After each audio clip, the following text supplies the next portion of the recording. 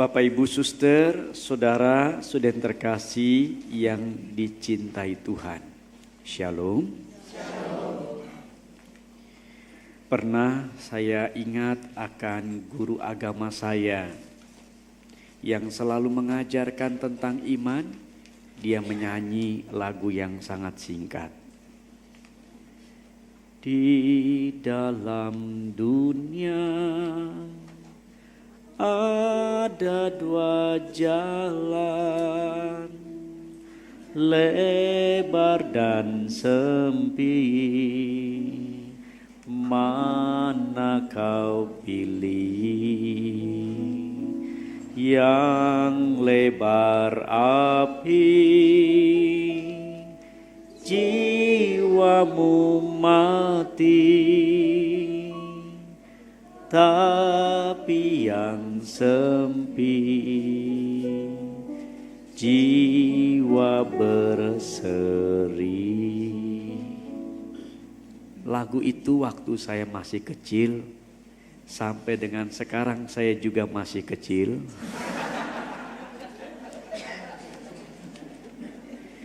Saya masih hafal. Buat saya, yang dilakukan guru agama ini sederhana. Dia berkatekese. Dan katekese jangan pikiran yang susah-susah. Buat saya tugasnya sederhana. Bahwa Anda harus mewartakan kekristenan Anda. Jangan loyo. Karena loyo berarti Anda sudah seperti mayat-mayat yang hidup.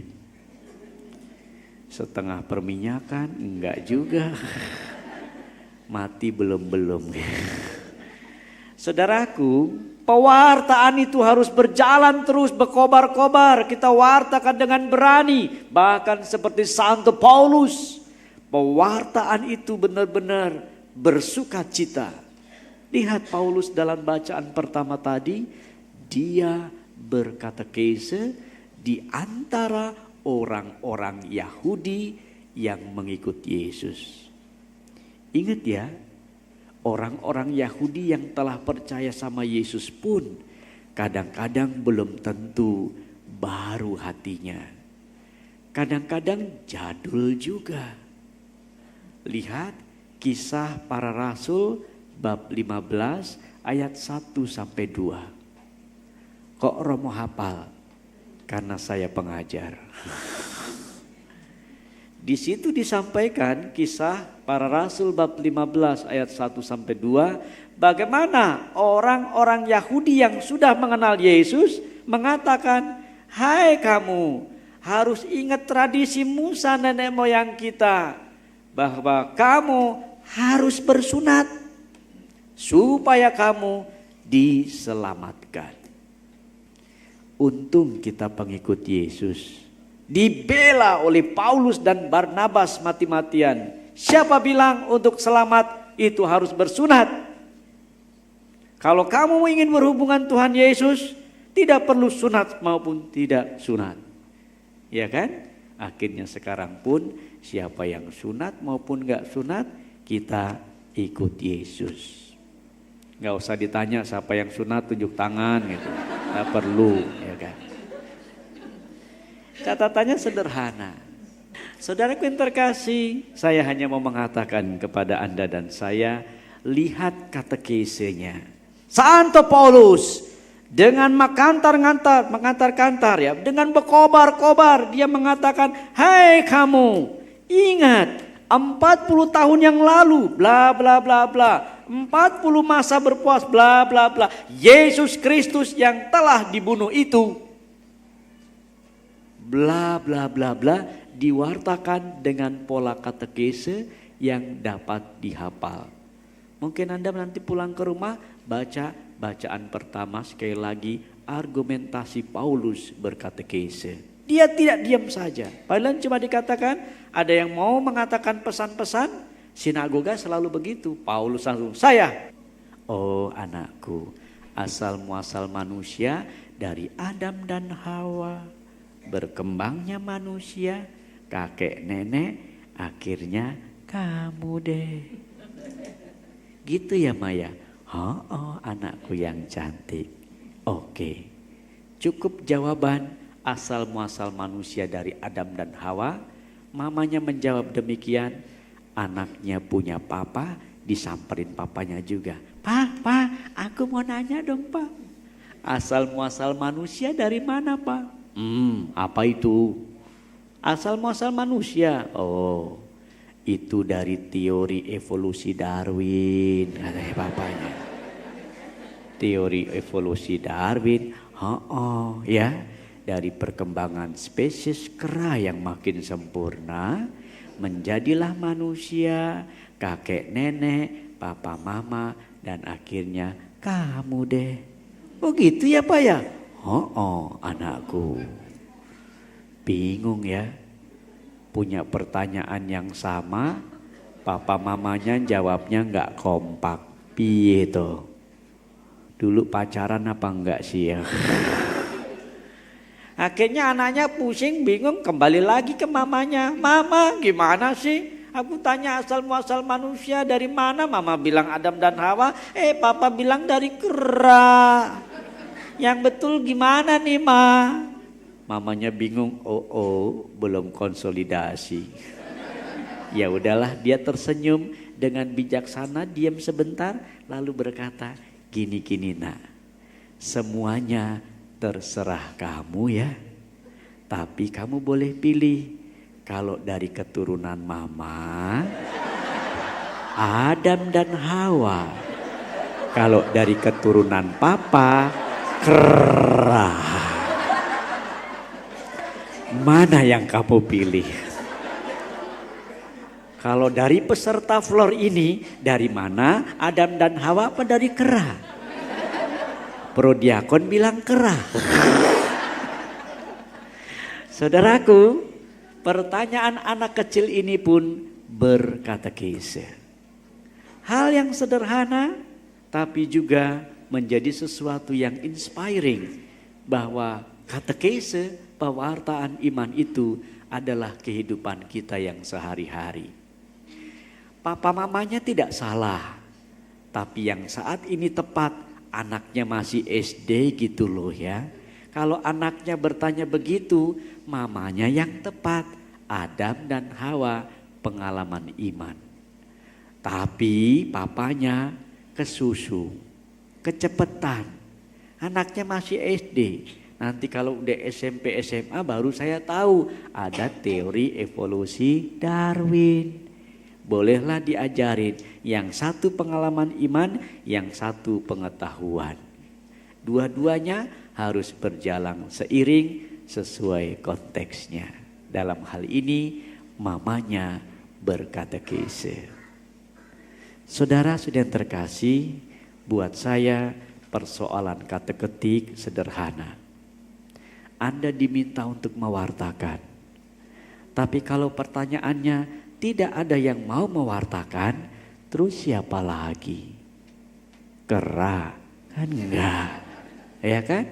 Tetapi dalam perjalanan ini kita tahu Anda dan saya dipanggil proclaiming the kingdom of God, mewartakan kerajaan Allah dimanapun Anda berada, pada situasi apapun. Anda sakit nggak sakit Anda diminta mewartakan. Pewartaan berhenti kalau Anda sudah mati. Pinter sekali. Siapa yang mau duluan? Gak ada ya. Nah teman-teman, inilah pewartaan. Dan hari ini Tuhan mengundang kita melalui firman-Nya untuk diutus. Yesus mengatakan sangat sederhana. Seorang hamba tidaklah lebih tinggi daripada tuannya, atau seorang utusan daripada dia yang mengutusnya. Maka Anda dan saya diminta untuk menjadi pelayan firman, dan jangan cuma pendengar firman. Itulah persoalan kateketik. Menutup permenungan ini ada catatan juga. Sepasang suami istri, sebut saja agamanya bukan Katolik, Kristen. Suami ini setelah menikah kecewa. Ternyata istrinya ini, aduh, males pergi ke gereja, males berdoa. Padahal suaminya ini dulu aktivis, mencintai, ternyata yang dicintainya Oon dan Oneng itu. Males, bukan aktivis, tapi dia tetap mencintai istrinya ini, lalu mengatakan, yang yuk kita keliling aja deh, safari, nanti mana yang kamu suka gerejanya kita akan ke situ terus. Besok ini kita akan coba ke gerejanya saya. Langsung ke gerejanya, dan begitu di awal, ya ampun, bosan. Kemudian minggu depannya lagi ke gereja macam yang lain. Termasuk akhirnya ke gereja Katolik. Kemudian ke gereja Kristen lagi. Nah di situ kelihatannya istrinya mulai perarakan lagu pembukaan, mulai senyum-senyum berseri-seri. Begitu kornya bagus, indah dan luar biasa seperti malam ini ya. Wah, dia semakin berbunga-bunga menyanyi. Apalagi yang tadi ya, udah nyanyiannya besar, orangnya besar pula. Dan bagus pula. Maka jangan sandingkan saya dengan dia. Terjadi ketidakadilan. Ya. Wah, istrinya ini mulai gembira, berseri-seri, tersenyum. Kelihatannya istri gue mulai senang ini. Kemudian mulai lektornya membacakan dengan hikmat. Wah, dia makin menyimak. Apalagi begitu pendetanya berkhotbah, wah berbinar-binar senyum dan sepertinya menghayati. Suami mana tidak senang istrinya berubah yang baik, dari males, nggak teke di gereja, mulai semangat. Gua tanya nanti habis selesai. Benar, selesai ibadah ditanya, yang kelihatannya kamu hari ini senang sekali di gereja ini ya. Dari mulai awal sampai akhir. Apa yang membuat kamu tertarik? Apakah kornya yang bagus itu? Dia bilang, enggak. Apakah karena lektornya yang oke itu yang bisa membacakan dengan penuh hikmat? Enggak. Terus apa? Pendetanya? Iya, pendetanya. Oh, ya tadi pendetanya memang berapi-api, berkobar-kobar, khotbahnya jelas luar biasa, pakai lucu kayak Romo Rudi itu lagi. Dia bilang, jangan tersinggung ya Yang ya. Enggak juga. Loh, tadi bilang pendetanya. Jangan marah ya Yang. Iya, aku seneng-seneng lihat dari awal sampai akhir. Apalagi melihat pendetanya. Kenapa Yang? Iya, dia mantan saya.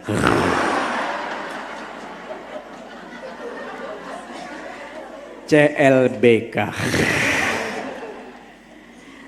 Saudaraku, sederhana aja katekesenya ya.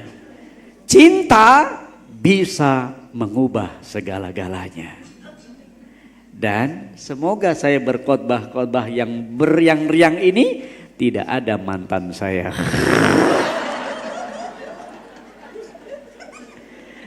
Tapi membuat pewartaan kita berkobar-kobar. Apalagi persoalan katekese, pewartaan kita adalah cinta kita akan Tuhan yang penuh kerinduan, yang luar biasa. Kalau itu menjadi sebuah penanaman nilai dalam hidup saya, begitu aku mencintai Tuhan dan mewartakannya dalam kehidupan, kena di jantung hati setiap orang, maka pewartaan gak usah disuruh-suruh. Dia akan jalan dengan sendirinya. Saudaraku, semoga pewartaan Anda dan saya rindu Anda menjadi pewarta-pewarta, mubalik-mubalik, ulama-ulama, katekis-katekis. Amin, amin. Istilah kok Anda ketawa ya kan? Anda memang harus begitu. Anda panggil saya komisi kateketik. Sebetulnya kan bahasa luarannya ilmu berdakwah ya kan? Anda mengundang sang pendakwah ini. Maka siapa yang meminta dibaptis, saya baptis. Ada di antara Anda, oh sudah suci semua.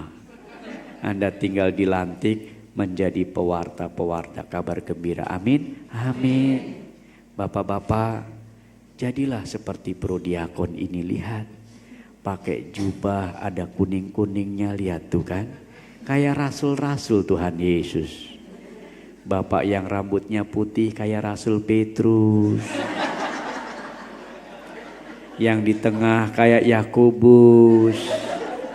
Yang pinggirnya adalah, kok Anda cari yang jelek-jelek?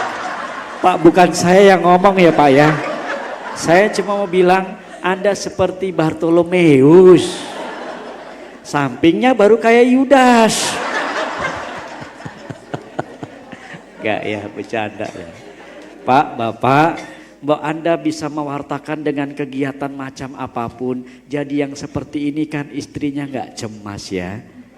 Coba kalau pulang malam tanpa jubah. Di mana kamu? Rapat apa itu? Ya kan? Sampai jam sekarang nggak pulang-pulang. Tapi kalau udah pakai jubah, di mana? Masih rapat sama pastor. Puji Tuhan, salam Maria, penuh rahmat Tuhan sertamu. Hatinya berbinar-binar, penuh ketenteraman. Amin, amin. Itu yang saya buat juga pada anak-anak Anda. Anak-anak Anda pun saya ajarkan untuk semakin mencintai Tuhan, mencintai gerejanya. Mereka itu banyak curhat sama pastor 100% loh. Daripada Anda sendiri yang membuatnya. Iya apa tidak? Berapa kali banyak Anda kadang dibohongi. Di mana? Mah lagi les. Padahal enggak ya kan? Tapi dengan pastor apa adanya. Apalagi kalau dipanggil sampai mot-motan begitu. Mot, lo di mana mot? Di gereja. Kenapa? 10:30 nih. Ya udah gue datang ya ke pastoran. Boleh nggak Mot? Boleh. Anytime to service. Anytime to to service you my people. Aduh, kok agak ini kurang minum. To service you my people. Oke, anytime, betul. Dia datang curhat. Habis curhat, Mot, gue mengaku dosa. Siap. Untuk itulah aku ditabiskan menjadi pastor. Amin, amin. Udah, saya ambil stola, saya pakai dan akhirnya membuat mereka pengakuan dosa. Itu pendekatan katekese yang sangat simpel.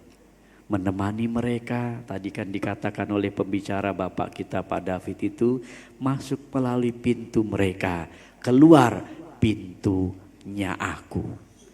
Aku dimasukin mereka, suruh dugem-dugem. Padahal tampang gue ini bukan tampang dugem. Tampangku adalah tampang religius. Seorang pertapa. Dilihat dari rambutnya. Gara-gara banyak mikirin umatnya masuk surga. Rambut berguran satu demi satu. Maka saya senang ketemu Anda di tempat ini. Karena wajah Anda wajah pewarta-pewarta kabar gembira. Amin. Amin, bilang aja udah makan amin.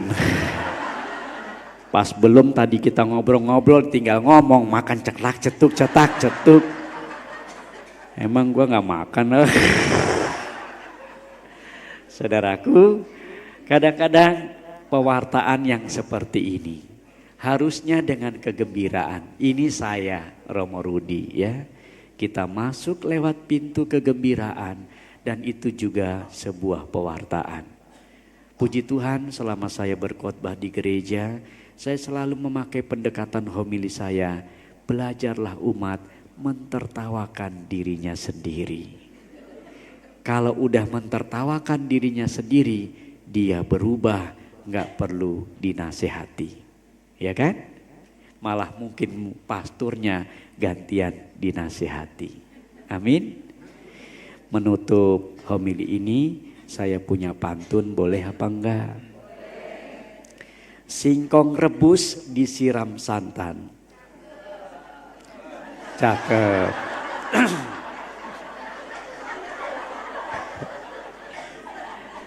Legit gurih rasanya tak tertahan. Cakep.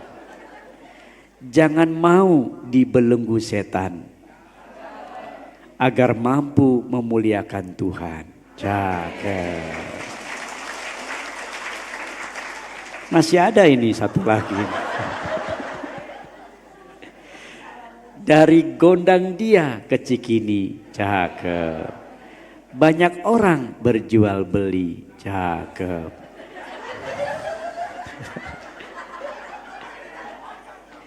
Mari kita saling mengampuni, walau disakiti berkali-kali. Cakep gitu. Hebat sekali. Ada lagi lah, satu lagi ya.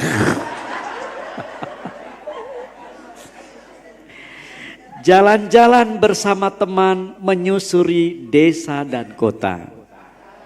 Mari hidup penuh iman mewartakan kabar sukacita. Akhirnya bunga selasih, bunga melati.